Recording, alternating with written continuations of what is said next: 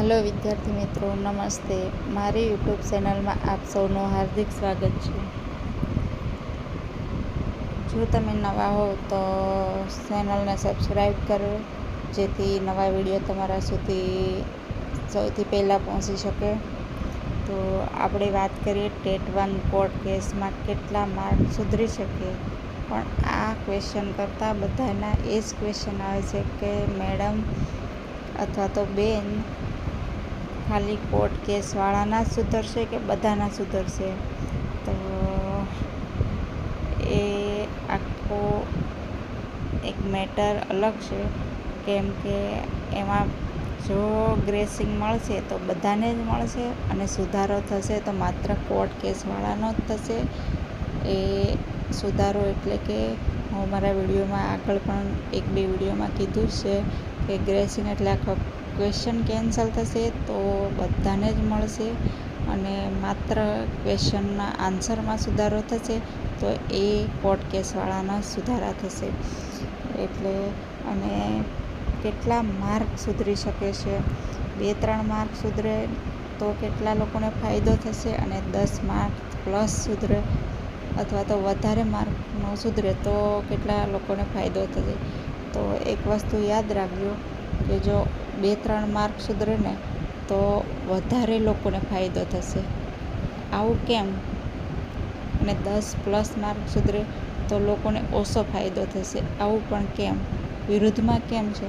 તો જો 2-3 માર્ક સુધરે ને તો એ પિટિશનવાળાને પણ અને બીજા લોકોને પણ જો ગ્રેસિંગ મળે તો બધાને જ મળવાનું છે.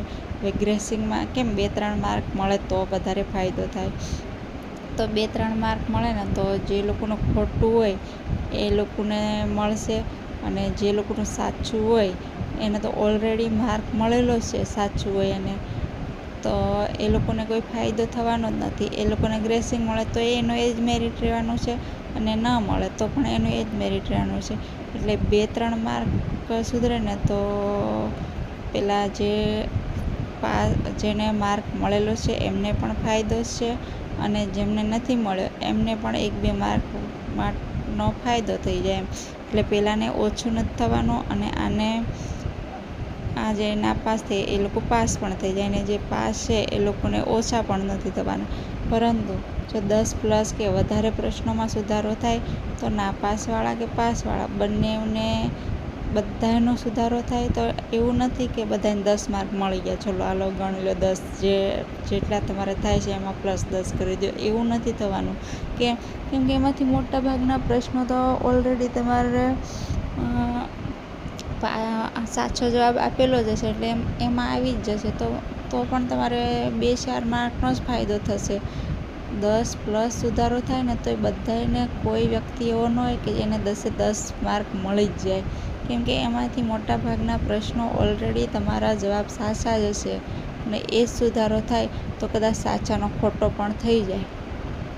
સમજ પડી? તો એમાં વધારે પ્રશ્ન સુધરે તો પિટિશનવાળા અને પિટિશન વગરના બધાને ફાયદો નથી કોઈને, કેમ કે તમારો સાચો હોય તો ખોટો થઈ જાય, અથવા તો સાચો હોય ને આપ્યો હોય તો એ તો તમારો ઓલરેડી અમુક ક્વેશ્ચન સાચા જ હોય, અથવા તો એમાંથી 2-4 પ્રશ્ન જ એવા હોય છે કે જેનો તમને ફાયદો થાય. અને આમ પણ 2-3 પ્રશ્ન સુધરે તો એ પણ સારું, એ તમને કદાચ ફાયદો થાય.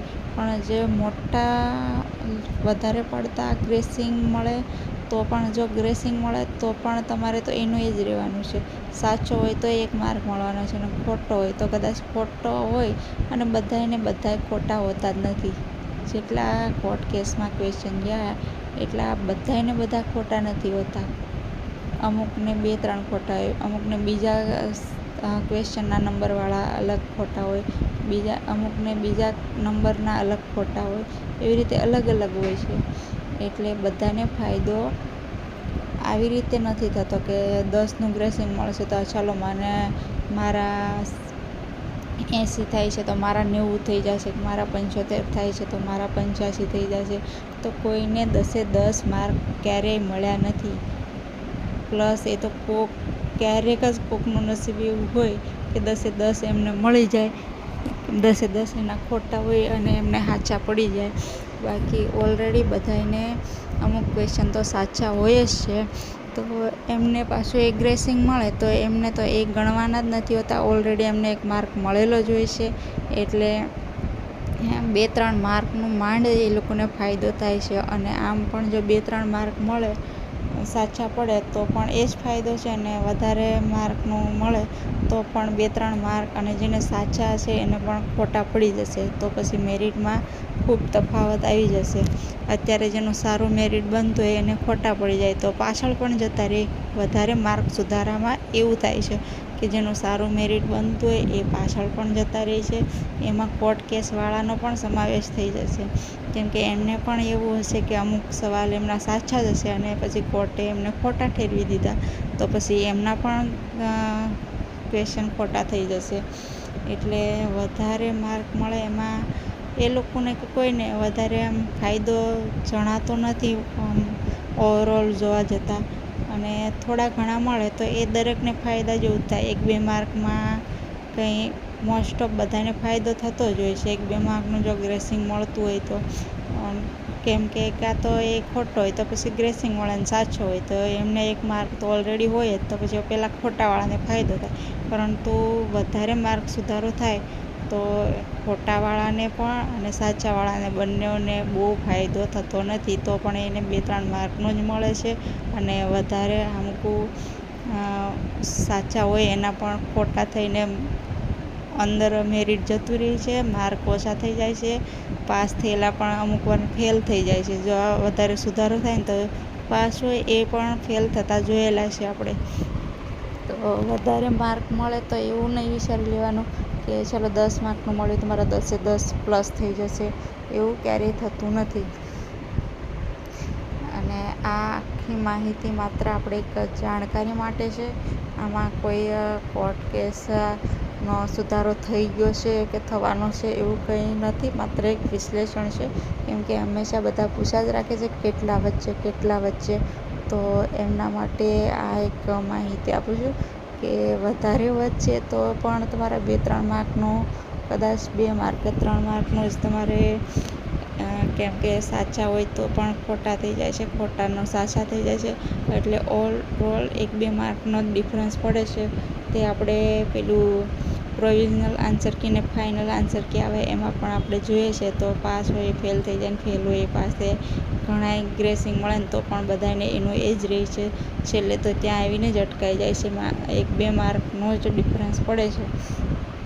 એટલા માટે બધાને એવું હોય છે કે 15 માર્ક વધી જાય ને 5 માર્ક વધી જાય તો હું પાસ થઈ જાઉં, પણ એવું નથી. અમુક ટકા તો તમે સાચું લખ્યું જ હશે અને એ માર્કનું જ મળે તો તમારા માર્કમાં કોઈ ડિફરન્સ પડતો નથી.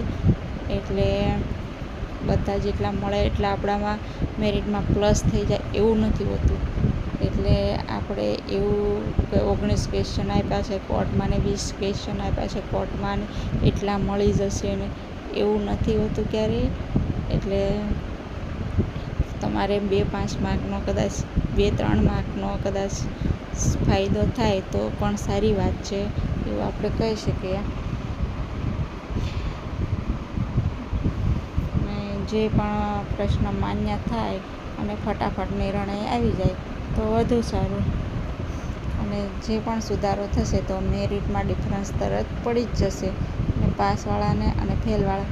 અને સૌથી મોટી વાત કે બધાને માર્ક મળશે કે માત્ર કોર્ટ કેસવાળાને મળશે. તો હમણાં જ આગળ પણ વાત કરીને અત્યારે પણ વાત કરી એ આખી મેટર જજના નિર્ણય પર છે. અને મોસ્ટ ઓફ તો કોર્ટ કેસવાળાને જ મળશે, અને ગ્રેસિંગ મળશે તો એ બધાને જ મળશે. ગ્રેસિંગ બધાને મળશે, અને જો સુધારો થશે તો એ માત્ર કોર્ટ કેસવાળાને જ મળશે. એ ખાલી એક વિશ્લેષણ કરીએ છીએ, પછી તો ફેસલો બધો જજના ઉપર જ હોય છે. આપણને ખબર જ છે કે જજ જે નિર્ણય કરે તે સાચો છે. કેમ કે કદાચ ભરતી પ્રક્રિયા શરૂ થઈ પણ જાય તો પછી બધાને ન મળે, અને જો મળશે તો એ પાછા આ ભરતીમાં નહીં અને અલગથી કદાચ રિઝલ્ટ આપે એવું તો ન થઈ શકે. પણ જો થાય અને એ લોકો શું નિર્ણય લે તો પછી આગળની ભરતીમાં કામ આવશે. બીજું તો શું કહી શકીએ. અને ભરતી હમણાં સ્થગિત કદાચ થઈ જાય જો કે ધીમે ધીમે પ્રક્રિયા શરૂ જ છે એ લોકોની પણ, પરંતુ એ પહેલાં જો કોર્ટ કેસનો ઉકેલ આવી જાય તો ઠીક છે, અને જો કોર્ટ કેસની રાહ જોઈ તો પછી બધાને જ કદાચ મળી શકે છે. એના કારણે પણ રાહ જોતા હોય તો એ આખી મેટર આખી કોર્ટના જજ ઉપર આધાર કરે છે. એટલે અને એ એક વાત તો છે કે જો ગ્રેસિંગ મળશે ને તો બધાને મળી જશે ને એ લોકો ત્યાંથી કદાચ ઉમેરી પણ દે, અને તો પછી મેરિટ પણ ઉપર થોડું ઘણું 1-2 માર્ક જતું રહે, કેમ કે ગ્રેસિંગ તો બધાને જ મળે, અને જેને સારા માર્ક હોય એને કંઈ ફાયદો નથી, કેમ કે એને ઓલરેડી માર્ક મળેલો જ હોય, ને ગ્રેસિંગ મળે તો એનો એ જ હોય. પણ જે ફેલ થતા હોય એ લોકો પાસ થઈ જાય તો એમને એક ફાયદો છે. પછી જે માહિતી હવે આગળ મળશે, આવતીકાલે ફરીવાર હિયરિંગ છે કોર્ટની, તો એમાં શું નિર્ણય આવે છે તે આપણે જોઈએ. અને એ જોવા માટે આપણી ચેનલ સબસ્ક્રાઈબ કરી રાખો. તો આવતીકાલે મળે છે કોર્ટની હિયરિંગને લઈ, અને એનું ગુજરાતીમાં વિશ્લેષણ કરી અને તમારી સમક્ષ ફરીવાર આવું છું. તો અત્યારે જય હિન્દ, જય ભારત, ધન્યવાદ.